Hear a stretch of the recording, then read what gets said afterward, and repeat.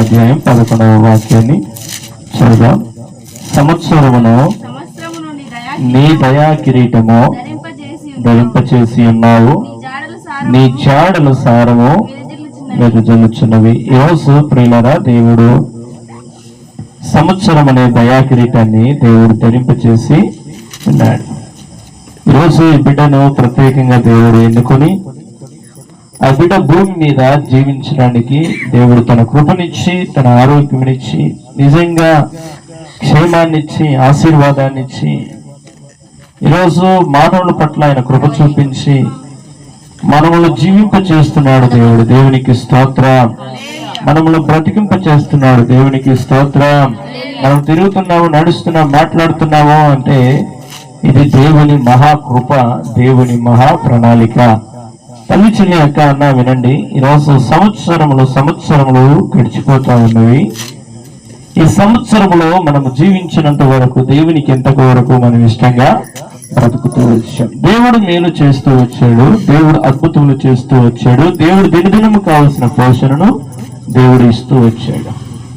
ప్రతిరోజు కూడా దేవుడు తన కృపనిచ్చి ముందుకు నడిపిస్తున్నాడు. రేపేమి జరుగునో నీకు తెలియదు, నీ జీవము ఏ పాటిది, అంతలో కనపడి అంతలో మాయమైపోయే ఆవిరి వంటిది కదా ఈ జీవము, ఈ జీవితము. ఈరోజు ప్రియులారా, అంతలో కనపడి అంతలో మాయమైపోయి ఆవిరి వంటి జీవితాన్ని దేవుడు ఏం చేశాడంటే దేవుడు ఆశీర్వాదిస్తూ సంవత్సర నూతన సంవత్సర దయా కిరీటాన్ని దేవుడే ధరింపచేస్తూ, దేవుడే ముందుకు నడిపిస్తూ, దేవుడే నిజంగా దేవుడి ప్రణాళికలోనికి తీసుకొని, దేవునికి స్తోత్రం. ఈరోజు దేవుని మాట కాదని ఏ పని మనము చేయలేము. దేవునికి వ్యతిరేకంగా మనం ఏ పని చేసినా మనము వర్ధిల్లము. ఈరోజు దేవుని యొక్క చిత్త ప్రకారము మనం అడుగులు వేసినప్పుడు ఆయన సంవత్సర దయా కిరీటాన్ని ఆయన ధరింప చేస్తూ ఉంటాడు. ఎందరికో లేదు ఈ ధన్యత, ఎందరికో లేదు ఇట్టి ఆశీర్వాదము. కానీ బలహీనులమైన, దేవునికి దూరమైపోయిన మనములని దేవుడు ఏం చేశాడు?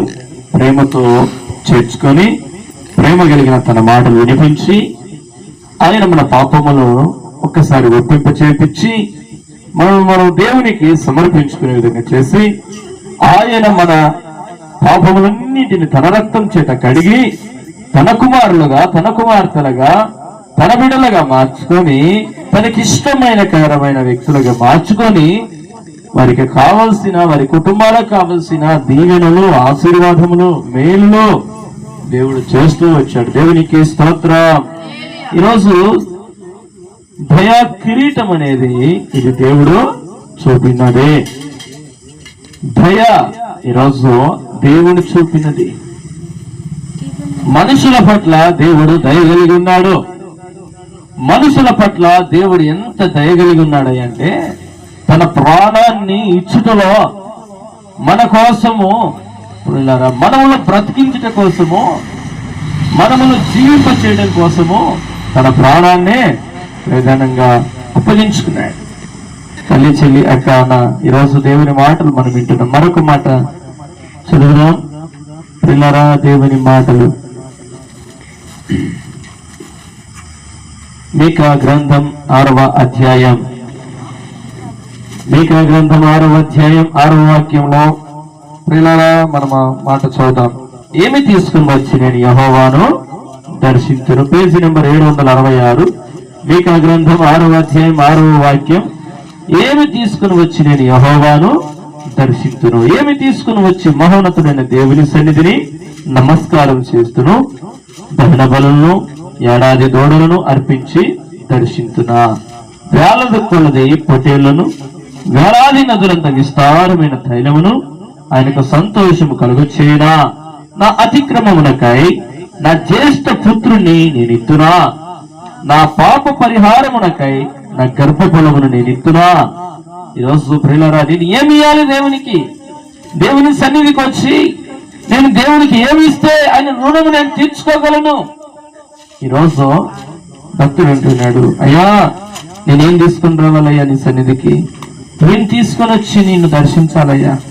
అయ్యో నీ సన్నిధి నేను ఎట్లా వచ్చి నమస్కారం చేయాలయ్యా, ఒట్టి చేతులతో వచ్చి నమస్కారం చేయాలన్నా?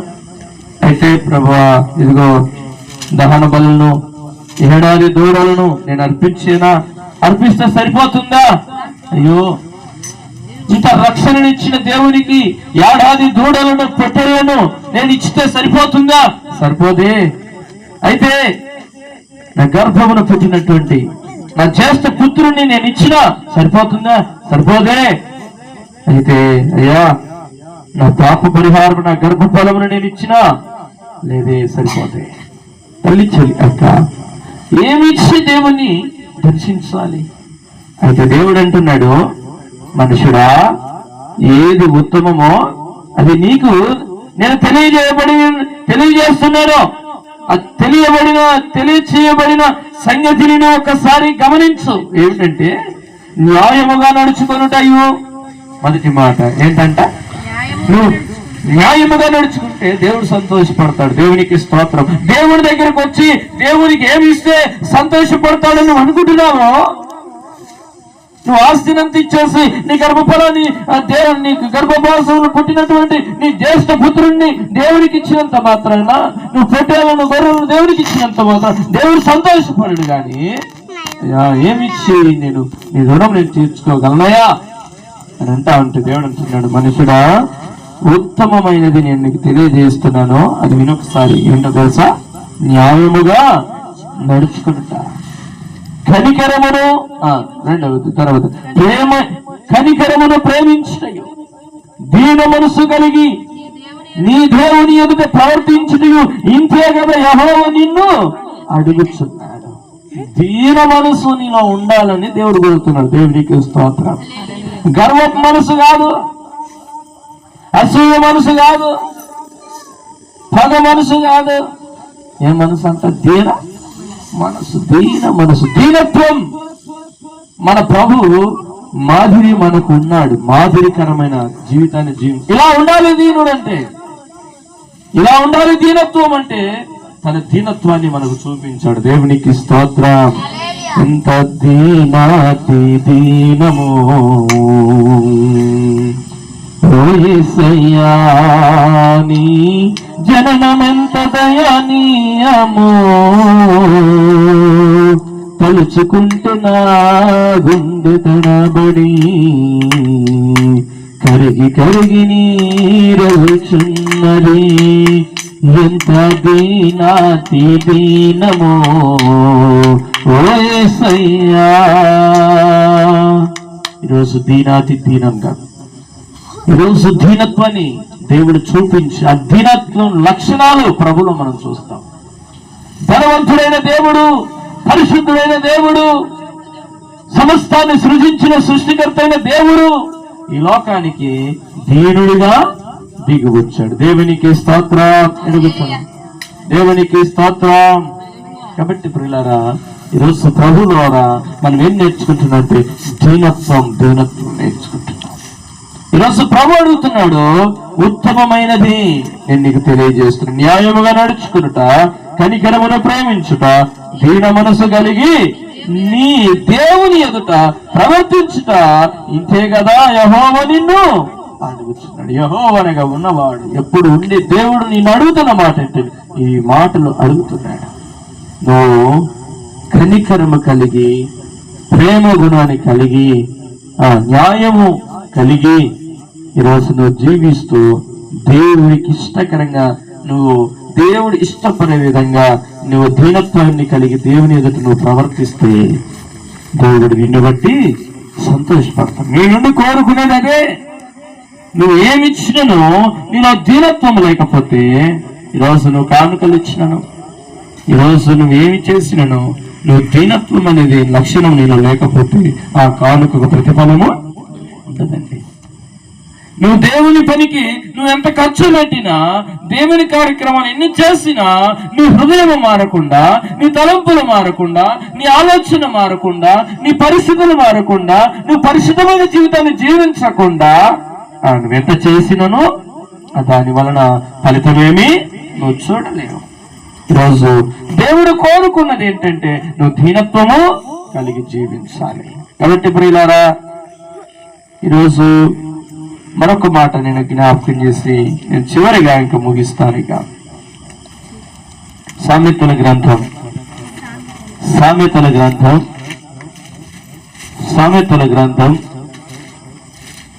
4వ అధ్యాయం 18వ వాక్యం, నీతిమంతుల మార్గము అంతకంతకు తేజరిల్లును. చబలుడు దేవనామని మహిమపడతాం. హల్లెలూయా. నీతిమంతుడైన యేసయ్యను నమ్ముకున్న వారు ఏమైతారంటే నీతిమంతుల మార్గంలోనికి వచ్చేస్తారు, నీతిమంతులుగా మార్చబడతారు. యేసు రక్తము చేత నీతిమంతులుగా మార్చబడతారు. అయితే వారు అంతకంత ఏమవుతారంట? తేజరిల్లుతారు. దేవునికి స్తోత్రం. సంవత్సరానికి వారు అభివృద్ధి చెందుతారు, వారు ఆరోగ్యకరంగా మార్చబడతారు, ఆత్మీయంగా నింపబడతారు, జ్ఞానంతో నింపబడతారు. వయసు ఎందును జ్ఞానము ఎందును వీళ్ళారా వారు వర్ధిల్లుతారు. దేవునికి స్తోత్రం. మనుషుల దయందును దేవుని దయందును వర్ధిల్లాలంటే నీతిమంతుడైన యేసయ్య దగ్గరికి వస్తే, నీతిమంతుడైన యేసయ్య గుణగణాలు కలిగి జీవిస్తే, ధీరత్వం అనేది నువ్వు కలిగి ఉన్నప్పుడు నీ పిల్లలు కూడా అట్టి స్థితిలోనికి వస్తారు. అట్లాంటి లక్షణాలు కలిగి వారు కూడా ఎలా ఉంటారంట? అందుకే రాయబడింది, నీతిమంతుల మార్గము అంతకంతకు తేజరిల్లుతూ ఉంటారు. అంతకంతకు వాళ్ళు దినదినము సంవత్సరము రోజుకు నెలలకు సంవత్సరములకు వారి జీవితాల్లో ఒక తేజరిల్లింపు వస్తుంది, ఒక అభివృద్ధి వాళ్ళు చూస్తారు. కాబట్టి ప్రియులారా, నేను మనందరం కూడా ఈరోజు దేవుని మాటలు వింటున్నాం. ఒక తల్లి బర్త్డే జరుపుకుంటూ ఉన్నారు కుటుంబంలో. ఆయన రాజు. అయితే రాజుది బర్త్డే అందరిని నిలవనిపించినారు. చుట్టుపక్కల ఉన్న రాజులను, తర్వాత పెద్ద పెద్ద వారిని అందరినీ ఒక స్టేజ్ లాగా ఏర్పాటు చేస్తే, రాజుకు ఒక కూతురు ఉంది. ఆ కూతురు ఏం చేసిందంటే పోయి డాన్స్ చేస్తా ఉంది. డాన్స్ చేస్తుంటే అబ్బాయి చిన్న పాప ఎంత బాగా డాన్స్ చేస్తుంది, ఎంత సంబరంగా డాన్స్ చేస్తుందని అందరు సంతోషపడుతుంటే రాజు అందరి ముందు లేసొచ్చి అంటున్నాడు, ఒక్క నిమిషం ఆగమ్మా, మళ్ళీ డాన్స్ చేస్తుంది అని, నీకేం కావాలో చెప్పు, ఇంత చక్కగా నువ్వు డాన్స్ చేస్తున్నావు నా బర్త్డే సందర్భంగా, కాబట్టి నువ్వు ఏమి కోరుకున్నా ఇదిగో ఈ రాజ్యంలో రాజు అంటున్నాడు, సగభాగం నీకు కావాలంటే రాసిస్తానమ్మా. ఎవరితో? తన కూతురుతో. నీకు సగభాగం కావాలంటే రాసిస్తానమ్మా. ఇంత ముందు నువ్వు ఏం చేస్తున్నావు? చక్కగా నాట్యం ఆడుతూ డాన్స్ చేస్తున్నావు, అందరిని ఆనందింపజేస్తున్నావు, నాకు కూడా ఎంతో సంతోషం వేస్తుంది, కాబట్టి నువ్వేం కోరుకుంటావు కోరుకోమ్మా అన్నాడు. ఇప్పుడు ఆ పాప ఏం చేసిందంటే, చిన్న బిడ్డ నేను తల్లికి అడిగిపోయాను, మరి ఏం కోరుకోవాలమ్మా నేను అంటే, తల్లికి అప్పటికే పగ ఎవరి మీద అంటే, బాప్తీసం ఇచ్చి యోహాను అక్కడ ఉన్నాడు, ఆయన ఎవరైనా తప్పు చేస్తుంటే ఒప్పుకోడు, ఆయన వెంటనే గద్దిస్తాడు, బుద్ధి చెప్తాడు. ఆమె ఒకసారి తప్పుడు పని చేసినప్పుడు, ఆమె తప్పుడు విధానంలో ఉన్నప్పుడు ఆమెను గద్దించినప్పుడు వాక్యం ద్వారా గద్దించినప్పుడు ఆ చిన్న పాపల తల్లికి మనసులో ఎప్పుడు చూసినా ఆ యోహాను మీదనే ఉండేది. ఏ విధము చేత యోహాను దొరుకుతాడో, యోహానును ఇబ్బంది పెడదామా, యోహాను చంపేద్దామా అన్నది ఉంది. కానీ యోహాను అంటే ప్రవక్త, ఆయన జరగబోయే సంగతులు చెప్పేవాడు, దేవుని మార్గాన్ని సరళం చేసేవాడు, యేసుక్రీస్తు ప్రభుకు బాప్తిసం ఇవ్వడానికి వచ్చిన ఆయన. చూసారా, నేను చంపితే ప్రజలు మనం చంపుతారని నేను చేయలేక అలా మనసులో ఎప్పుడున్న కుట్రలు వండుతూ అలా ఉన్నారు. ఒక రోజు రానే వచ్చింది. ఆ రోజు ఇంకా పాప అడిగింది కదా, ఏం కావాలో చెప్పండి, నీకు సగం భాగం కావాలంటే ఇస్తాను అన్నాడు కదా తండ్రి. ఇప్పుడు తల్లి ఏమంటుందంటే ఆ బిడ్డతో, వాళ్ళ దగ్గర పోయి ఏమడుగుతామంటే, ఆ యోహాను తల నరికి ఆ పల్లెంలో పెట్టి తీసుకురమ్మను. ఇంక చిన్న బిడ్డ వచ్చింది, తండ్రితో చెప్తుంది, తండ్రి ఏమడిగి ఇస్తానన్నావు కదా బర్త్డే రోజు, కాబట్టి ఆ యోహాను ఉన్నాడే ఆ వాక్యం చెప్తుంటాడు చూడు, అడవి చేను తినుకుంటూ అరణ్యములో సంచరిస్తూ ప్రభు గురించి కేకలేస్తూ మారు మనసు పొందండి, మార్పు చెందండి అని బాప్తీసాలు ఇస్తూ ఆ యోర్దాను నది దగ్గర ఉన్నాడే, ఆ యోహాను తల కొట్టేసి తల తీసుకొచ్చి అసలు ఈ యోహాను తల అడిగేసరికి రాజు తిరిగిపోయినాడు. అయ్యో ఏంటి నా బిడ్డ ఇట్లాంటి కోరిక కోరిందేంటి? ఆ బిడ్డకు వచ్చిన ఆలోచన అంటారు. అది ఎవరికి వచ్చిన ఆలోచన? ఇలా చిన్న బిడ్డ తల్లికి వచ్చిన ఆలోచన. చిన్న బిడ్డకి తెలుస్తుందే, కానీ ఈరోజు తల్లిగా బిడ్డకు ఏ లక్షణాలు నేర్పాలనో అవి నేర్పలేదో, తన బిడ్డతో ఏ మాటలు పలికించాలో అవి నేర్పలేదు. ఒక నరిని హత్య చేసే పని పెట్టుకుంది.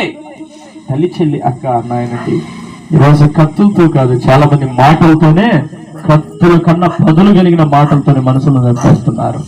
ఈరోజు చిన్న పిల్లలను ఎలా పెంచాలి అంటే బాల్యము నుండి దేవుని యందు భయభక్తులు కలిగి పెంచాలి. రాజు భార్యే కానీ తన బిడ్డకు ఎలాంటి నేర్పడం శాత కాలేదు. అధికారం ఉంది, డబ్బు ఉంది, పలుకుబడి ఉంది, సమస్తం ఉంది, కానీ ఏ మనసు లేదంట? దీన మనసు లేదు, ప్రేమ గుణము లేదు, న్యాయము కలిగిన విధానం లేదు. ఈరోజు ఉత్తమమైనది దేవుడు మనకు నేర్పిస్తున్నాడు, ప్రభు ద్వారా మనకు మాట్లాడుతున్నాడు. ఉత్తమమైనది ఏంటంటే న్యాయముగా నడుచుకునుట, కనికరమును ప్రేమించుట.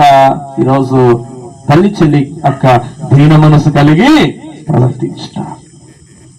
ఈరోజు తల్లి చెల్లి అక్క తల్లిదండ్రులుగా పిల్లల పట్ల ఒక బాధ్యత కలిగి వారిని బాల్య దశ నుండి దేవుడు లోపించినప్పుడు, వారు పెరిగి పెద్దవారు అయిపోయినప్పుడు దాని నుండి తొలగిపోరు. వారు ఆశీర్వాదాన్ని తెచ్చే బిడ్డలుగా మార్చబడతారు. అందుకే చాలా మంది మొక్కయి వంగంది మానయి వంగునా అని చాలా మంది సామెతలు చెప్తా ఉంటారు. మొక్కగా ఉన్నప్పుడు ఉంచితే వంగుతుంది, కానీ మానైనప్పుడు అందుకే బాల్య దశ నుండి పిల్లలని దేవుల్లో పెంచినప్పుడు, దేవుని భయభక్తులతో పెంచినప్పుడు, పెద్దల దయందనో దేవుని దయందనో వాళ్ళు వర్ధిల్లాలి. అప్పుడు వారు దీవించబడతారు. దేవునికి స్తోత్రం. అరే అత్త వచ్చింది కానీ కాలు చూపు, అదే మామ వచ్చింది కానీ తిట్టు పండి చెప్తుంటారు చాలా మంది. ఇట్లాంటి నేర్పకూడదు. ప్రియులారా, వారికి చిన్ననాటి నుండి పెద్దలంటే గౌరవం, పెద్దలంటే వారిని గౌరవించటం, వారి చక్కగా పలకరించటం, అతిథులు ఎవరైనా వచ్చినప్పుడు వారికి చక్కగా తీసుకుపోయి నీళ్లు ఇవ్వటం వాళ్ళకి నేర్పాలి. వాళ్ళతో చక్కగా పలకరించే విధానం నేర్పాలి. బాల్యం నుండి మంచి గుణలక్షణాలు పిల్లలకు నేర్పినప్పుడు వారు పెరిగి పెద్దవారైనప్పుడు దాని నుండి వారు తొలగిపోరండి. దేవుని పిల్లలుగా, క్రైస్తవులుగా, క్రీస్తుని అంగీకరించిన బిడ్డలుగా మనము క్రీస్తు గుణగణాలు కలిగి జీవించాలి. ప్రార్థన చేస్తాం.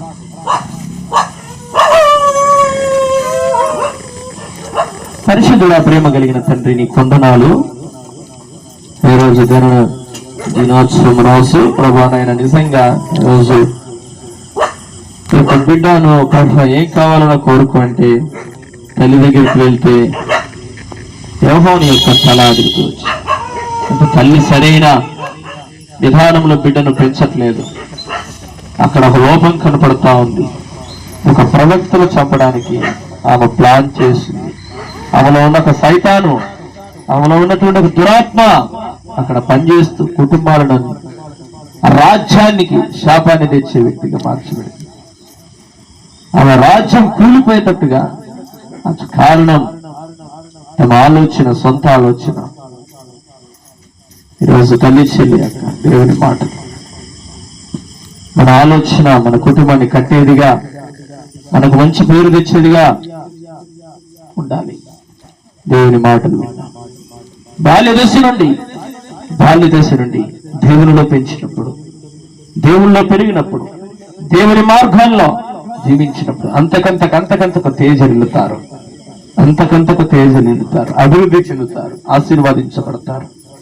అట్టి కృప ఈ కుటుంబానికి దేవుడు దయచేయను గాక.